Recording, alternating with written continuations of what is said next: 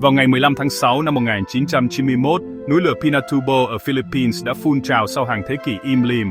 Một cột chợ khổng lồ cao gần 40 km đã biến ngày thành đêm và khiến cả thế giới kinh ngạc.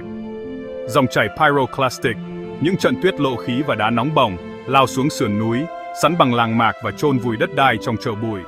Mái nhà đổ sập, đường xá biến mất và cảnh quan thay đổi chỉ sau một đêm. Ảnh hưởng của vụ phun trào lan rộng toàn cầu, một lời nhắc nhở rõ ràng về sức mạnh nguyên thủy của tự nhiên. Mưa lớn nhanh chóng hòa lẫn với chợ, tạo ra những dòng bùn đá chết người, lahar, quét qua các thung lũng, phá hủy nhiều hơn nữa ngay cả sau khi vụ phun trào kết thúc.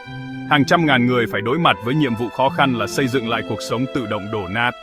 Vụ phun trào của núi lửa Pinatubo được xem là một trong những vụ phun trào dữ dội nhất thế kỷ 20, một sự giới thiệu đầy kịch tính về thế giới núi lửa. Đó là câu chuyện về sự hủy diệt và tái sinh, núi lửa tàn phá, nhưng chúng cũng kiến tạo. Vụ phun trào đã tạo tiền để cho những khởi đầu mới, cho thấy bản chất hai mặt của những lực lượng này. Núi lửa là tác nhân của cả sự hỗn loạn và sự đổi mới. Chúng nhắc nhở chúng ta rằng trái đất đang sống, không ngừng thay đổi. Câu chuyện về Pinatubo chỉ là một chương trong câu chuyện đang diễn ra về sự tiến hóa của hành tinh chúng ta. Hãy cùng khám phá cách núi lửa định hình thế giới của chúng ta. Núi lửa chính xác là gì? Nói một cách đơn giản, đó là một khe hở trên vỏ trái đất nơi đá nóng chảy thoát ra ngoài. Hãy hình dung trái đất giống như một quả đào, một lớp vỏ mỏng, một lớp manti nóng bán rắn bên dưới và một lõi ở trung tâm. Sâu trong lớp manti, đá nóng chảy thành magma, sau đó nổi lên vì nó nhẹ hơn đá xung quanh. Magma tích tụ trong các buồng ngầm, tạo áp lực cho đến khi tìm được lối thoát.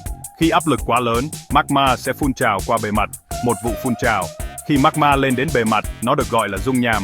Các vụ phun trào cũng giải phóng trở, hơi nước và các loại khí như lưu huỳnh dioxide và carbon dioxide. Loại hình phun trào phụ thuộc vào magma long tạo ra dòng chảy nhẹ nhàng. Magma đặc, dính dẫn đến các vụ nổ dữ dội. Hầu hết các núi lửa không xuất hiện ngẫu nhiên. Chúng tập trung dọc theo các ranh giới mang kiến tạo. Vành đai lửa Thái Bình Dương là một điểm nóng, nơi các mảng va chạm và magma hình thành. Những mảng dịch chuyển này thúc đẩy hoạt động núi lửa, khiến núi lửa trở thành kết quả trực tiếp của bản chất không ngừng nghỉ của trái đất. Hiểu về núi lửa có nghĩa là hiểu về tính chất năng động, không ngừng thay đổi của hành tinh chúng ta. Chúng không chỉ là những ngọn núi, chúng là cửa sổ nhìn vào trái tim rực lửa của trái đất. Hãy cùng xem núi lửa sống, ngủ và chết như thế nào. Núi lửa có một vòng đời, sinh ra, phát triển, hoạt động, ngủ yên và tuyệt chủng. Nó bắt đầu sâu dưới lòng đất, khi magma đẩy lên trên, phun trào và tạo thành các lớp rụng nham và chờ để xây dựng một ngọn núi. Đây là giai đoạn hoạt động, khi các vụ phun trào định hình lại đất đai và thêm các lớp mới. Các núi lửa đang hoạt động, như Etna hay Kilauea, được theo dõi chặt chẽ để tìm dấu hiệu bất ổn, động đất, xung phong hoặc thay đổi khí. Sau các giai đoạn hoạt động, một núi lửa có thể đi vào trạng thái ngủ yên, im lặng nhưng vẫn có khả năng phun trào. Các núi lửa ngủ yên có thể gây hiểu lầm. Núi Pinatubo đã ngủ yên hàng thế kỷ trước khi phun trào dữ dội. Theo thời gian, một núi lửa có thể trở nên tuyệt chủng, nguồn magma của nó bị cắt đứt, ngọn lửa của nó tắt, xói mòn từ từ, làm mòn chóp núi hùng vĩ một thời, chỉ còn lại những tàn tích của quá khứ rục lửa. Núi lửa có thể ngủ hàng ngàn năm, nhưng di sản của chúng định hình đất đai trong hàng thiên niên kỷ. Từ khi sinh ra đến khi tuyệt chủng, chúng là những tác nhân thay đổi mạnh mẽ. Vòng đời của chúng là một lời nhắc nhở rằng không có gì trong tự nhiên là vĩnh viễn. Ngay cả những ngọn núi cao nhất cũng được định hình bởi thời gian và các lực lượng bên trong. Hãy cùng xem điều gì xảy ra khi núi lửa thức giấc. Mắt hủy diệt của núi lửa là điều đã được ghi nhận. Dòng dung nham thiêu rụi mọi thứ trên đường đi của chúng, vẽ lại cảnh quan. Nhưng những mối đe dọa chết người Nhật thường là những mối đe dọa nhanh nhất. Dòng chảy pyroclastic, những trận tuyết lộ khí và trở siêu nóng có thể sắn bằng các thành phố trong chốc lát. Số phận của Pompeii dưới núi Vesuvius là một ví dụ đáng sợ. Ngay cả sau các vụ phun trào, nguy hiểm vẫn còn rình rập. Chở trộn lẫn với mưa tạo thành lahars, chôn vùi các cộng đồng và làm ô nhiễm nước. Chở núi lửa rất nguy hiểm. Những hạt nhỏ, sắc nhọn làm hỏng phổi, cây trồng và thậm chí cả máy bay. Chở bụi dày đặc có thể làm sập mái nhà, làm tăng thêm sự tàn phá. Ngoài sự phá hủy về vật chất, các vụ phun trào còn khiến các cộng đồng phải di dời và làm gián đoạn nền kinh tế trong nhiều năm. Cơ sở hạ tầng bị xóa sổ, cô lập những người sống sót và làm phức tạp quá trình phục hồi. Các vụ phun trào núi lửa là một lời nhắc nhở rõ ràng về sự dễ bị tổn thương của chúng ta trước sự thịnh nộ của tự nhiên. Nhưng núi lửa cũng xây dựng và đổi mới. Hãy cùng xem cách chúng làm điều đó. Núi lửa không chỉ là kẻ hủy diệt, chúng còn là những nhà kiến tạo thế giới. Phần lớn đất liền của trái đất trên và dưới biển được hình thành bởi các vụ phun trào núi lửa. Mỗi vụ phun trào bổ sung vật chất mới vào vỏ trái đất, tạo nên các đồng bằng, núi và thậm chí cả các hòn đảo. Quần đảo Hawaii là đỉnh của các núi lửa dưới nước, vẫn đang phát triển cho đến ngày nay. Ngoài khơi Hawaii, núi ngầm Loihi đang từ từ nổi lên, định mệnh sẽ trở thành một hòn đảo mới. Núi lửa cũng định hình bầu khí quyển và đại dương của chúng ta. Các vụ phun trào ban đầu đã giải phóng khí tạo thành không khí và nước. Mọi hơi thở và giọt nước đều có mối liên hệ với hoạt động núi lửa cổ đại. Núi lửa là kiến trúc sư của nền tảng sự sống, không ngừng đổi mới hành tinh. Lực lượng sáng tạo của chúng đang diễn ra, làm cho trái đất trở nên năng động và không ngừng thay đổi. Cùng một năng lượng hủy diệt cũng tạo ra vẻ đẹp và khả năng. Núi lửa là một nghịch lý, hủy diệt nhưng lại thiết yếu cho sự sống. Hãy cùng khám phá những món quà mà chúng mang lại cho nhân loại. Chở núi lửa, dù ban đầu có vẻ hủy diệt, nhưng khi phong hóa sẽ tạo thành một trong những loại đất giàu dinh dưỡng nhất thế giới. Những vùng đất màu mỡ này giúp cây trồng phát triển tốt, như những vườn nho trên núi Vesuvius hay những ruộng lúa ở Indonesia và Philippines. Con người từ xa xưa đã chấp nhận sống gần núi lửa để có được những vụ mùa bội thu.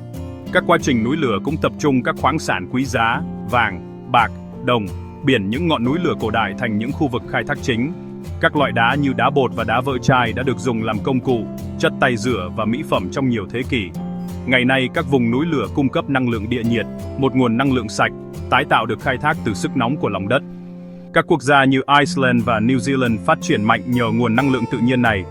Núi lửa giống như nhà máy lọc dầu của tự nhiên, mang lại kho báu và tài nguyên lên bề mặt.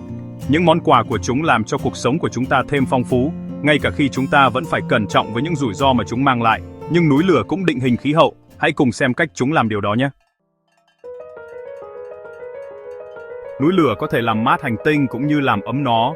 Các vụ phun trào dữ dội đưa sulfur dioxide vào tầng bình lưu, tạo thành các xô khí phản xạ ánh sáng mặt trời và làm giảm nhiệt độ toàn cầu. Sau khi núi Pinatubo phun trào, nhiệt độ trung bình của trái đất đã giảm nửa độ C trong 2 năm. Sự tối đi toàn cầu này cho thấy một vụ phun trào duy nhất có thể ảnh hưởng đến toàn bộ khí hậu như thế nào. Trong hàng triệu năm, núi lửa cũng giải phóng các khí nhà kính như carbon dioxide, giúp giữ cho trái đất đủ ấm để duy trì sự sống. Núi lửa hoạt động như một bộ điều hòa nhiệt độ tự nhiên, đôi khi làm mát, đôi khi làm ấm hành tinh.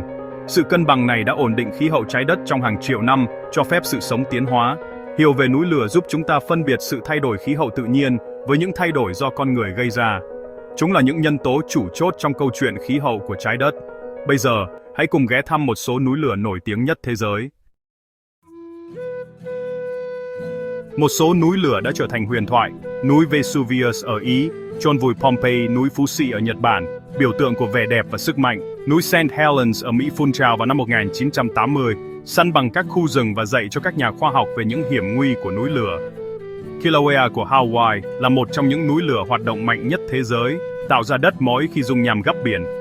Những núi lửa này được dệt vào văn hóa và lịch sử địa phương, định hình cuộc sống của hàng triệu người. Việt Nam cũng có một di sản núi lửa, đất Ba Gian Đồ ở Tây Nguyên, rất phù hợp cho cà phê và hồ tiêu, đến từ các vụ phun trào cổ đại. Núi lửa Chư Đăng Gia ở Gia Lai nở rộ hoa dã quỷ, minh chứng cho nguồn gốc rực lửa của nó. Đảo Lý Sơn, với các hồ miệng núi lửa và vách đá đen, là một tàn tích núi lửa khác. Những người khổng lồ im lặng này đã ban tặng cho Việt Nam những vùng đất màu mỡ và cảnh quan độc đáo. Ngay cả khi đã tắt, núi lửa vẫn để lại dấu ấn lâu dài trên thế giới. Chúng là một phần của di sản tự nhiên của chúng ta, kết nối chúng ta với lịch sử sâu xa của trái đất. Cuối cùng, núi lửa dạy chúng ta điều gì về hành tinh sống của chúng ta? Núi lửa là nhịp đập của trái đất, một chu kỳ hủy diệt và kiến tạo định hình thế giới của chúng ta. Chúng nhắc nhở chúng ta về sức mạnh của tự nhiên, nhưng cũng là sự hào phóng của nó, xây dựng đất đai, làm giàu đất và duy trì sự sống. Song chung với núi lửa có nghĩa là chấp nhận sự thay đổi và tôn trọng các lực lượng dưới chân chúng ta. Chúng không chỉ là mối đe dọa, mà còn là kiến trúc sư của các lục địa và người ban tặng những yếu tố cần thiết cho sự sống. Sự di chuyển của các màng, sự trỗi dậy của magma, sự phun trào của lửa. Đây là những dấu hiệu của một hành tinh sống, năng động. Núi lửa thúc đẩy sự tiến hóa, đổi mới và đa dạng. Từ sự tàn phá nảy sinh sự sống mới, rừng mọc lại, đất đai cho mùa màng, và trái đất được tái sinh. Chúng là biểu tượng của sự kiên cường và chu kỳ đổi mới không ngừng. Núi lửa được dệt vào bức tranh của thế giới chúng ta, một lời nhắc nhở không ngừng rằng hành tinh của chúng ta đang sống. Trong lửa và chợ của chúng ta thấy cả sự mong manh và sức mạnh bền bỉ của sự sống trên trái đất.